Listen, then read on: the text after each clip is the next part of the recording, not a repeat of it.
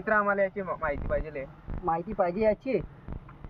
तर मित्रा, हा आहे टाकळा. त्याचा दुसरा नाव तरोटा म्हणून आहे आणि शास्त्रीय नाव जर बघितलं याचं तर कॅशिया टोरा म्हणून याचं नाव आहे. त्याला टाकळा बोलतात.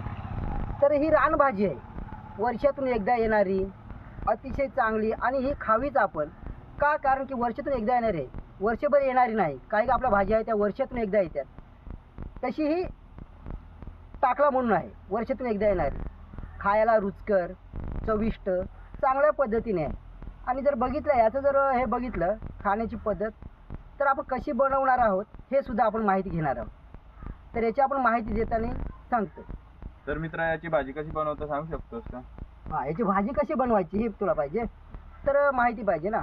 तर मित्रांनो, याची भाजी कशी बनवायची बघितले तर ही उष्ण भाजी असते. वर्षातून एकदा येणारी उष्ण भाजी असते.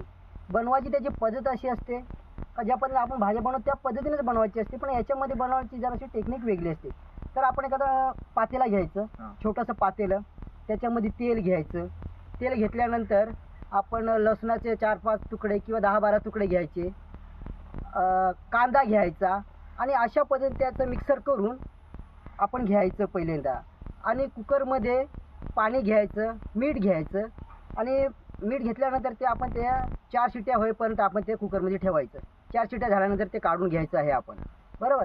अशा पद्धतीने आपण ते काढून घेतल्यानंतर 4 शिट्ट्या झाल्या काढून घेतल्यानंतर मग काय करायचं, आपण ते साईडला घ्यायचं आणि काढायचं. काढल्यानंतर काय करणार, आपण हातामध्ये घ्यायचं आणि ते पिरून घ्यायचं. याची पानं आहे ती पिरून घ्यायची पाण्यामध्ये, लक्षात येत आहे. आणि काढल्यानंतर मग ते आपण ज्या पद्धतीने आपल्याकडं जे कढईमध्ये जे आहे आपलं मटेरियल, मग ते काढायचं आणि त्याच्यामध्ये त्या बनवून घ्यायचं. अशा पद्धतीने आपण भाजी करू शकतो. मित्रा, हे आपल्या औषधी उपयोगासाठी काय? औषध याचं औषध. तर मित्रांनो, आपण औषध म्हणून याचा काय उपयोग करू शकतो. टाकळा हा अतिशय सुंदर आणि औषधी वनस्पती आहे आणि याचा जर आपण वापर करायचं सांगितलं औषधमध्ये, तर छोटं मुलं त्याचे जंतू झालेलं असतं पोटामध्ये, त्याच्यासाठी जर ही भाजी खाली तर अतिशय चांगली आहे. जे आपले अंगरोग आहे म्हणजे त्वचा रोग म्हणजे खरूज, नायटा, याच्यासाठी हे टाकळा अतिशय सुंदर आहे. म्हणजे जर याची भाजी आपण खाल्ली तर हे जे त्वचा रोग आहेत हे निघून जातात. अशा पद्धतीने हे टाकळ्याची आपल्याला माहिती भेटलेली आहे. म्हणजे टाकळा हे अतिशय सुंदर आहे. अशा पद्धतीने आणखी काय विचारायचं का? नाही. ठीक आहे. बस.